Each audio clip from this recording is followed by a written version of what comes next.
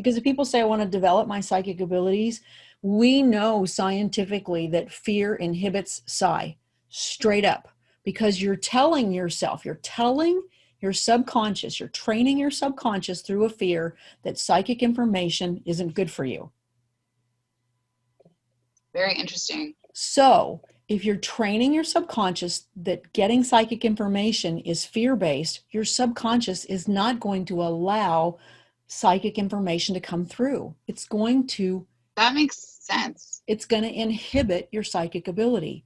So it's okay to have the fear, but if you want to grow, make the list, look at those and figure out how you're going to overcome whatever those were. List your top 5 in the beginning. That would be what I would suggest. Yeah. And then looking at kind of what's it going to take to overcome those, because that's really where the work is, right? I mean, that's Right. why they call psychic development a spiritual journey.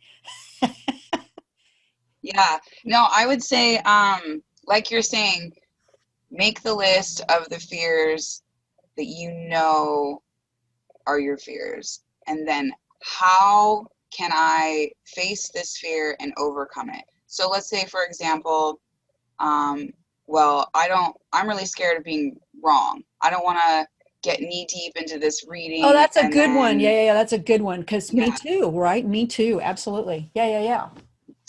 So then the next question is, so how can I sort of overcome this fear, right? And I think for that in particular, like we're talking about, is validation. The more validating information that you can pull from and get that, like the reinforcement, the yes, feedback. Yeah. right, the reinforcement from the sitter that this is indeed something you shouldn't know, or how could you know that?